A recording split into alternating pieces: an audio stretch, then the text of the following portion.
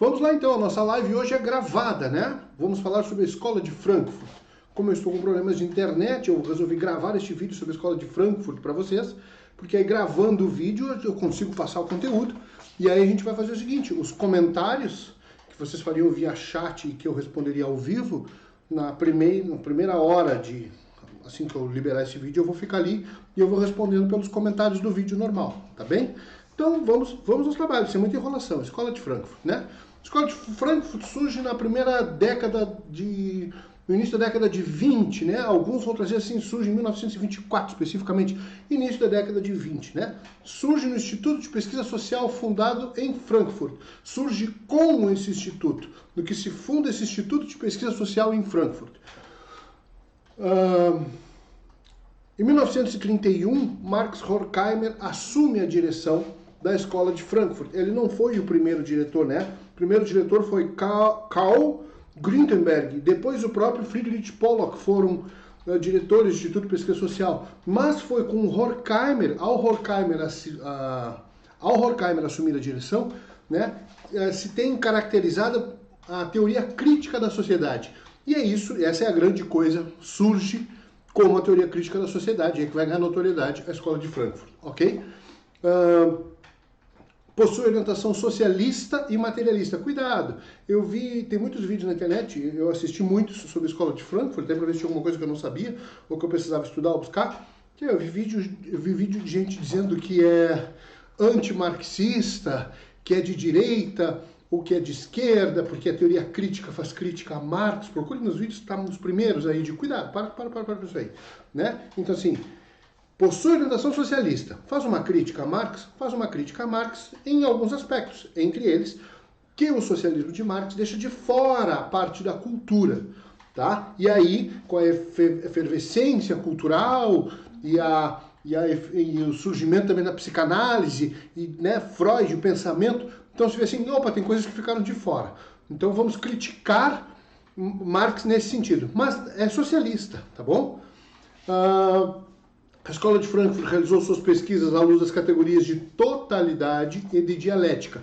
Totalidade no sentido que o indivíduo deve ser visto como um todo, integralmente, uma visão sistêmica do indivíduo que englobe arte, cultura, família, uma série de outras coisas, tá? Que ele não pode ser visto de forma segmentada, tá bom?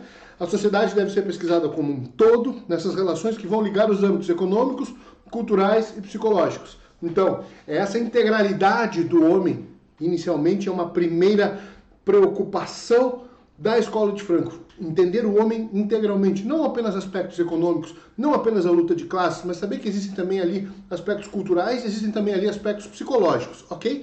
Bom, isso vai apontar a forte ligação da Escola de Frankfurt com o hegelianismo, a teoria do Hegel, né? A própria ideia de dialética de Hegel, onde se vai fazer a crítica à dialética da síntese de Hegel, vai propor uma nova forma de dialética negativa, ao marxismo, os aspectos econômicos, e ao freudismo, né, os aspectos psicológicos, que fazem parte dessa integralidade do homem. Não adianta pensar no homem sem pensar nele como um todo, ok?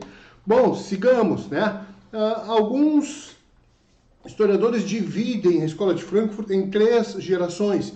Alguns dividem em 2, primeira geração, segunda geração, mas tem uma divisão aí para vocês, acho que isso não cai, mas é importante para vocês terem uma noção. Primeira geração, de 1920 a 1940, tá? Segunda geração, 40 até 65, 67, e uma terceira geração ali de 65, 67 até os dias de hoje. Esse é um trabalho que não terminou ainda.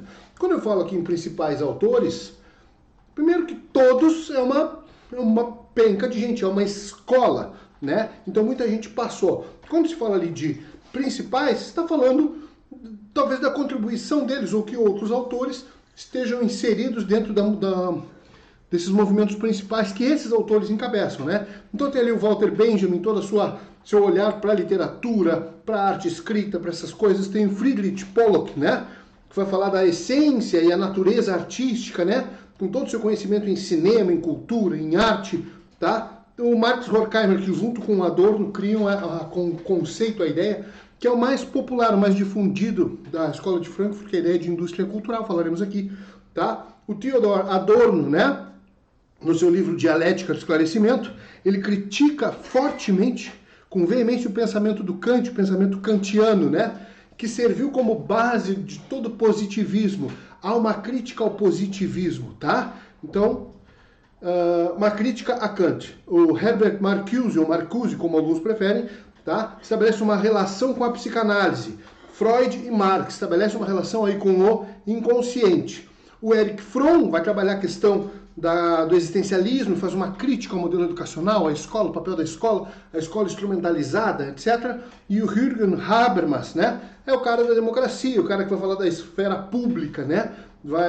Ele vai, de alguma forma, ter um saudosismo daquele espaço que a ágora grega permitia, né? A coisa pública, a res pública, né? Ela era tratada numa esfera pública e não fechada entre paredes, e não as escondidas, e não entre grupos pequenos.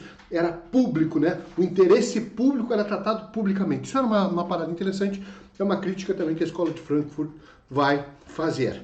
Bom, teoria crítica da sociedade, tá? Que é o CERN, a principal coisa da Escola de Frankfurt é a teoria crítica da sociedade, tá? Ela é contrária ao tipo de trabalho da sociologia empírica americana. A sociologia americana era muito de teste, muito voltada para o comércio. Vocês já devem ter visto, tem até alguns filmes, tem um filme que eu não me lembro agora, que um cara se veste de cenoura e ele vai levar cereal de cenoura para as crianças testarem, né? A sociologia, nessa época, a sociologia americana, ela era muito essa coisa do teste, o que vai vender mais, do que as crianças gostam, do que as mulheres preferem, qual é a cor. Muito assim, teste, teste, teste, teste, vendeu mais isso aqui que vai para o mercado, tá? E aí a crítica da Escola de Frankfurt, sob uma perspectiva sociológica, será: a sociologia não se reduz em pesquisas setoriais, especializadas, em pesquisa de mercado. A sociologia tem que ser mais do que isso, tá bom? Então, a Escola de Frankfurt vai dizer que a pesquisa social é a teoria da sociedade como um todo. Esses slides, depois vocês vão tirando print, o resumo das principais coisas que eu vou falar para vocês está por aí, tá bom?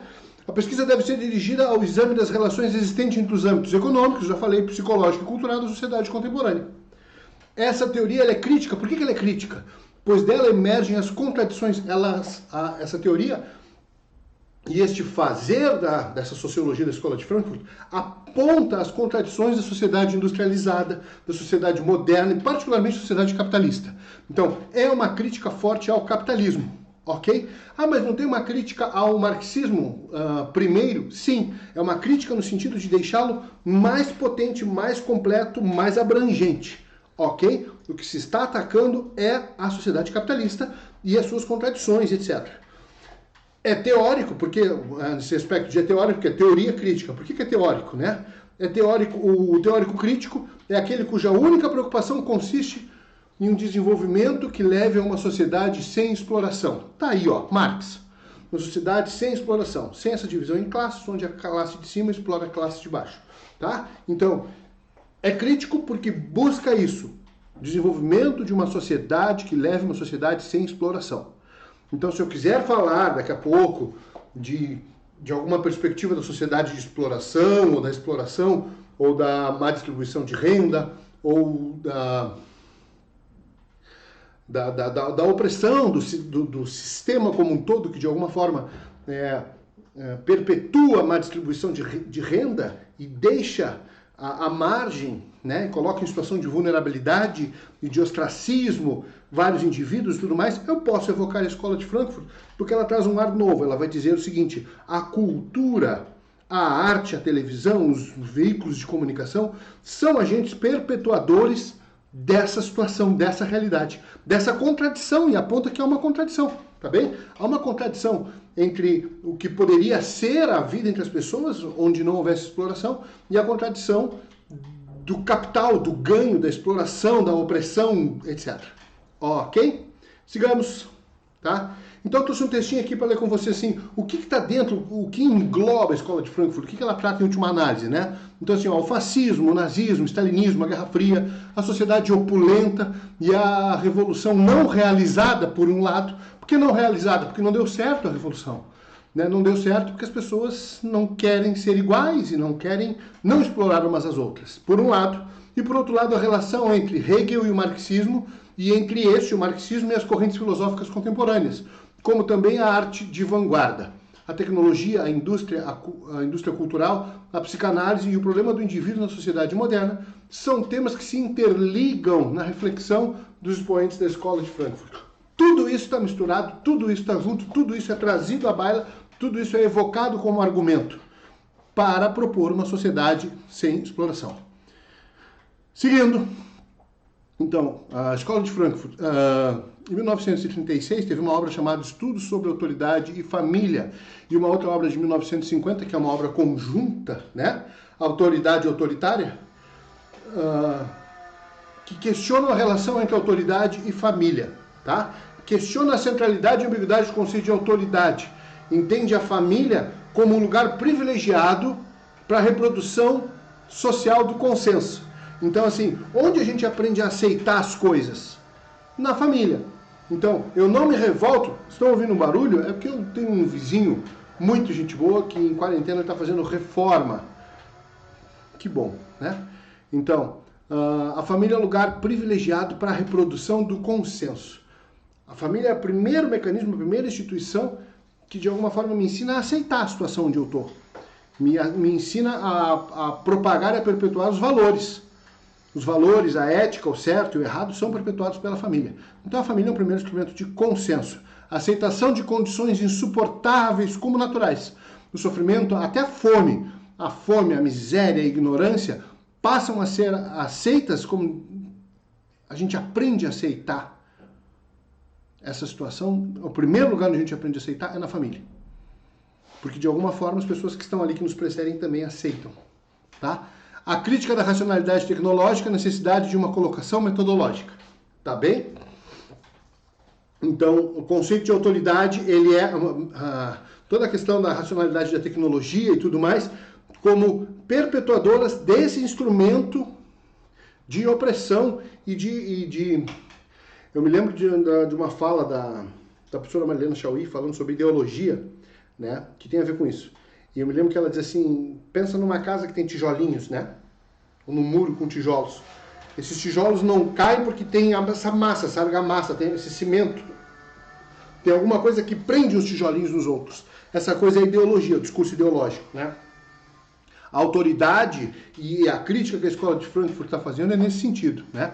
É nesse sentido de uma ideologia a serviço da manutenção do status quo e das relações de poder. Manutenção, tá bom? Por isso que ela serve aos poderosos, serve ao poder instituído. Theodor Adorno, né? Bom, com o seu livro chamado Dialética Negativa, e aqui ele vai estar fazendo uma crítica a Hegel, né? Rejeita a dialética da síntese. Como assim dialética da síntese? Dialética da síntese é de Hegel, tese, antítese e síntese. Entendam que a síntese, ela agrupa, ela junta coisas, ok? Ela acomoda, não é nem a tese nem a antítese, ela é a síntese, a mistura das duas, tá? Então, rejeita a dialética da síntese e acolhe a negação como uma forma de negar a pretensão da filosofia de abarcar a realidade apenas com o pensamento. Ele está dizendo assim, olha, que legal, a filosofia tem essa pretensão de pensar a realidade, mas não muda a realidade. Não altera as relações de opressão, não altera as relações de poder. Então não serve para nada. Apenas negando a identidade de ser e pensamento é possível desmascarar, trazer à luz, revelar os sistemas filosóficos que perpetuam o presente. Então ele também está dizendo, até mesmo a filosofia, sob certo aspecto, se vendeu. Se vendeu e é instrumento da manutenção das coisas como estão. Tá? Então, é apenas negando essa identidade de ser e pensamento, dizer, olha, não é assim, não é isso, não precisa ser isso. A dialética negativa traz à luz o individual, o diferente, o marginal, o marginalizado. Aquilo que talvez não precise ser aceito pela academia, né? E aqui vai entrar em choque com o pensamento, por exemplo, de Merval Saviani, que ele vai dizer que o fazer filosófico, o pensamento filosófico tem que ser radical, rigoroso e de conjunto. Radical vai até a raiz das coisas do problemas, rigoroso, rigor epistemológico e rigor linguístico, e de conjunto, ou seja, não se faz filosofia sozinha. A filosofia ela é sempre feita a partir do reconhecimento e da aceitação da comunidade filosófica, dos outros. A Escola de Frankfurt aqui está batendo nisso, está dizendo, olha, esse reconhecimento ele vai se dar apenas para perpetuar o que já está aí. É preciso virar a mesa, né? Tem uma pimenta, tem um tempero revolucionário na Escola de Frankfurt nesse sentido também, tá bom? Ainda o Adorno vai falar o seguinte, a teoria crítica quer ser uma defesa do individual, do qualitativo. Coloca-se como denúncia de uma cultura culpada e miserável.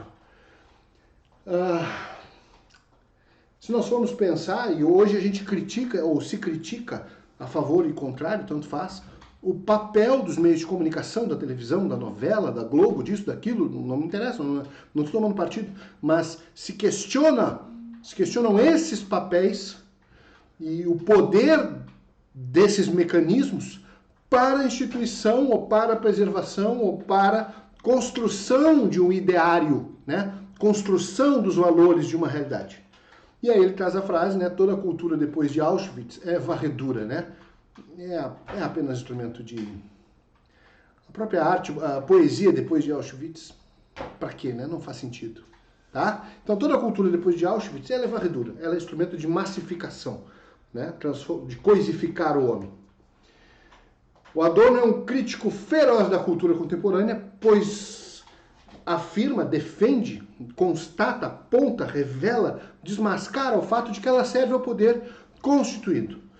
Na sua obra Dialética do Iluminismo, escrito junto com o Horkheimer, ele busca combater a racionalização do mundo com vistas em manipulá-lo, a razão instrumental. Então, pensar em todos os processos apenas com a razão tem apenas um objetivo: manipular a realidade, manipular a natureza e manipular as pessoas, manipular as mentes, as consciências dos indivíduos. É pura manipulação. Afirmar que tudo pode ser resumido pela razão, que a ciência vai ter todas as respostas, é manipulação, tem tantas coisas que escapam à ciência, e a ciência é só um método, né? Mas essa é uma das críticas que a Escola de Frankfurt estabelece aqui. Eu botei e tirei. Indústria cultural. O que é? Aí eu botei um conceito bonitinho para vocês. É um aparato poderoso, constituindo essencialmente pelo mass media, né, pelos veículos de comunicação de massa, por meio do qual o poder impõe valores e modelos de comportamento, cria as necessidades, muitas vezes falsas, estabelece a linguagem. Ora, se alguém controla o meu comportamento, as minhas necessidades e a minha linguagem, é dono de mim, faz o que quiser comigo. E essa é a crítica, assim, a pedrada mais forte que o Adorno e o Horkheimer fazem, tá? Nessa perspectiva, por que isso é feito? Para que se tenha um padrão de homem, né? O homem desejado pela indústria cultural, ele é um ser funcional, absolutamente substituível, puro nada. Entendam assim, o homem passa a ser uma peça, uma engrenagem. E uma engrenagem, ela não é nada. Né? No motor, uma engrenagem é uma pecinha que eu posso substituir. Não é o motor, ela não é alguém que transfere força, não, ela é uma peça substituível. A indústria cultural faz isso, né? E é muito legal e dá para vincular, estabelecer relação. Tem vários episódios daquela série Black Mirror, tá? Que trabalham essa ideia de peça. Sai um, vem outro, bota ali, segue funcionando, a máquina continua andando, a roda continua girando, a roda do capitalismo, a roda do consumo, a roda da massificação. E aí o homem passa a ser nada, vazio, tá? E encerrando, ainda falando de indústria cultural, esses valores, necessidades, comportamentos são uniformes. O que o uniforme faz? O uniforme do colégio, o uniforme de trabalho, ele destitui a individualidade. Tu não é um sujeito, né? Tu é membro de algo, né? Então o uniforme é aquilo que deixa tudo igual e mata qualquer perspectiva de individualidade, de identidade, de autonomia. Porque devem alcançar a todos. Então, valores, necessidades, comportamentos são uniformes, porque devem alcançar a todos. São amorfos, não tem uma forma para cada um, né? São assépticos, são limpos, né? Não emancipam, não libertam, não estimulam a criatividade. Pelo contrário, bloqueiam a criatividade porque habituam o indivíduo sempre a receber passivamente as mensagens. A arte, a cultura e a indústria cultural, em última análise, que engloba também a escola e a religião e a família e tudo mais, isso tudo faz parte da indústria cultural, tá? Nos coloca no papel passivo, de receptores. Nós somos plateia, nós somos espectadores, nós não somos agentes de mudança, tá? O meu vizinho realmente não vai parar com a obra, né? Mas tudo bem. O que eu vou fazer? Espero que não esteja atrapalhando demais, que vocês consigam me escutar. Então, com isso, encerro assim, um resuminho do que é mais importante. A gente falando da Escola de Frankfurt, mas também quero chamar a atenção de vocês para o seguinte: na redação, por que eu estou dando isso para vocês? Por que eu estou trazendo Escola de Frankfurt? Porque na redação, qualquer tema em que seja possível estabelecer uma relação entre o que é divulgado, o que é propagado, o que é disseminado, a força, a potência, o poder de convencimento e de manipulação dos meios de comunicação, da arte, da cultura, do esporte, do que quer que seja, a criação de ídolos, de valores, de figuras, toda a iconografia, todas essas coisas, fake news, etc., tudo isso tem como possibilidade de uma estratégia bastante válida a ideia de indústria cultural da Escola de Frankfurt. É importante que vocês treinem e aprendam a montar um bom parágrafo sobre a Escola de Frankfurt, para que com ele vocês consigam colocar esse contexto, né? A Escola de Frankfurt é isso aqui. Indústria cultural é essa ideia, né? De que os meios de comunicação vão reduzir o homem a um ser vazio, espectador, mero cumpridor de ordens, uma peça substituível, puro nada. Abafam, reprimem, esvaziam qualquer ideia de individualidade, de individualismo, do eu. E isso tem aspectos culturais, econômicos e psicológicos. Isso está presente em todas as esferas, em todos os aspectos da vida humana. Tá bom? Então eu vou encerrando por aqui com vocês. Peço desculpas mais uma vez por não fazer a transmissão ao vivo, como tenho feito normalmente. Estou sem internet, meu provedor de internet resolveu me deixar na mão.